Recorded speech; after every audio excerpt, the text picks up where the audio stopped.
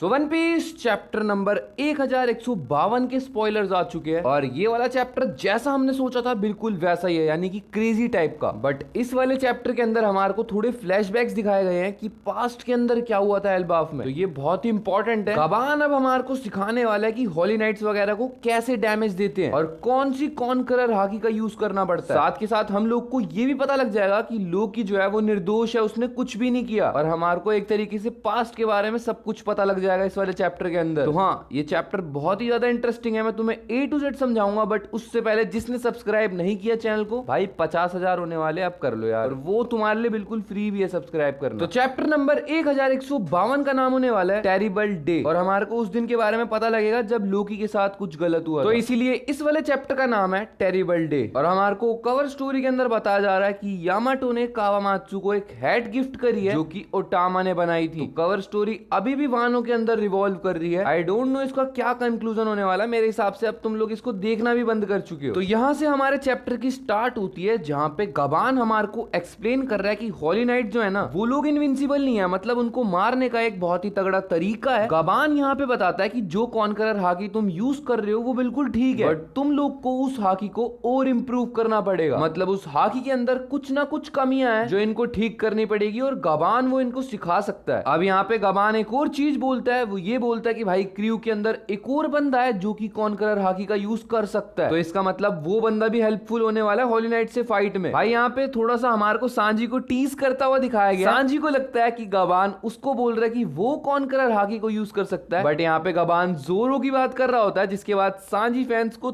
थोड़ी तो मिर्ची लगेगी। बट इस चीज के सिर्फ दो मतलब हो सकते हैं, या तो सिर्फ सांजी का मजाक बनाया जा रहा है या फिर सांजी को भी सून मिलने वाली है कॉन्करर हाकी। और गबान जोरो से बात करने लग जाता है, जिसके बाद लूफी को भी पता है कि हाँ, जोरो के पास कॉन्करर हाकी है। अब यहाँ पे अंडरवर्ल्ड के अंदर जो अपना सीन चल रहा था लास्ट के अंदर, जहाँ पे लोकी बोलता है कि मैं भी तुम लोग की ईमू के साथ फाइट के अंदर हेल्प करने वाला हूँ, वहाँ पे हजरुद्दीन मना कर देता है। वो बोलता है कि वो लोकी को छोड़ने वाला है ही नहीं भाई, वो यहीं पे बंद करके रखेगा उसे। बट यहाँ पे लूफी सीधा लोकी को ऑफर दे देता है कि भाई वो उसका क्रू ही ज्वाइन कर ले, और इस तरीके से हजरुद्दीन उसको नहीं रोक पाएगा, क्योंकि लूफी के क्रू के मेंबर को रोकने का मतलब ही नहीं है ना हजरुद्दीन का। बट यहाँ पे हजरुद्दीन, जोरो, सांजी तो मना करते ही है, साथ के साथ लोकी भी मना कर देता है। कहता है भाई ये प्लान क्या बना रहा है तू। अब यहाँ पे हमारे को गबान एक चीज को रिवील करता है जो कि भाई वो लोकी, हजरुद्दीन और लूफी को बता रहा है कि उस दिन जब वो बहुत ही खतरनाक दिन था, तब शैंक्स और गबान एल्बाफ के अंदर ही थे और कुछ ऐसा घटा जो इन लोगों ने सोचा भी नहीं था। यहाँ पे एक 14 साल पुराने फ्लैशबैक को दिखाया जाता है जहाँ पे हमारे को ये बताया जाता है कि लोकी कासल के अंदर जा रहा था किंग हराल्ड से पूछने, किंग हराल्ड ने वर्ल्ड गवर्नमेंट के साथ में दोस्ती क्यों कर ली, क्योंकि वर्ल्ड गवर्नमेंट तो वो लोग है ना जिन्होंने रॉक्स डी एक्जिबैक को मारा, और रॉक्स डी एक्जिबैक लोकी का आइडल है। तो लोकी नहीं चाहेगा कि उसकी कंट्री के जो लोग हैं वो ऐसे बंदे के साथ हाथ मिलाए जो कि उसके आइडल के दुश्मन हो। तो इसलिए लोकी पूछने ही जा रहा होता है कि फादर आपने ऐसा क्यों किया, आपने वर्ल्ड गवर्नमेंट के साथ हाथ क्यों मिलाया। बट जब लोकी कासल के अंदर पहुंचता है, वो देखता है कि भाई जो उन्हीं के सोल्जर्स है, यानी कि जो एल्बाफ के लोग हैं और उसके सोल्जर्स है जो राजा के अंडर में काम करते हैं, उन्होंने राजा को फोड़ दिया है पूरा। उन्होंने इतने बुरे तरीके से राजा को मारा है कि राजा के टुकड़े हो चुके हैं। और अब मेरे हिसाब से तुम लोग इस चीज को समझ गए होंगे कि वहां पे जब राजा मरा हुआ था तो 100 लोग की लाशें कैसे मिली थी, लोकी ने उनको क्यों मारा, क्योंकि लोकी के फादर को उन लोग ने मार दिया था। और वो लोग मेरे हिसाब से जैसा भी डोरी एंड ब्रोगी रिएक्ट कर रहे हैं बिल्कुल वैसा ही रिएक्ट कर रहे थे। और जब हम लोग डोरी एंड ब्रोगी से आगे फाइट देखने वाले हैं लूफी वगैरह की, तो लोकी यही बोलेगा भाई वो लोग भी बिल्कुल ऐसे ही रिएक्ट कर रहे थे, जहां से हमारे को ये पता लगेगा ये सारा का सारा किया धरा ईमू का है भाई। अब यहाँ पे हमारे को ये भी बताया जाता है कि शैंक्स ने गबान को एक दिन बोला कि उसकी किंग हराल्ड से बहुत ही अच्छी बॉन्ड वगैरह से बनी है। शैंक्स बोलता है कि वो भी एक दिन किंग हराल्ड से मिलने के लिए जाएगा। बट तब हमारे को दिखाया जाता है एकदम से सीन के बाद ही एक मिस्टीरियस फिगर आती है जो कि एल्बाफ के अंदर से एक लेजेंडरी डेविल फ्रूट को चुरा लेती है। अब सबको यही लगेगा कि शैंक्स ने डेविल फ्रूट को चुरा लिया और उसने जाके वही फ्रूट जो लूफी ने खा लिया था उस टाइम पे। तो यहाँ पे मेरे हिसाब से जो एल्बाफ का डेविल फ्रूट है वो तो लोकी खा चुका है, क्योंकि लोकी ने भी कोई डेविल फ्रूट खाया हुआ है जो कि लेजेंडरी है भाई। बाकी देखो भाई आगे क्या होने वाला है, क्योंकि स्टोरी के अंदर कुछ भी ट्विस्ट बन सकता है। यहाँ पे एक और फ्लैशबैक की स्टार्टिंग होती है बिल्कुल चैप्टर के एंड के अंदर, और ये वाला जो फ्लैशबैक है ये 109 साल पुराना है। तो यहाँ पे हमारे को दिखाया जाता है कि कैसे यंग और बहुत ही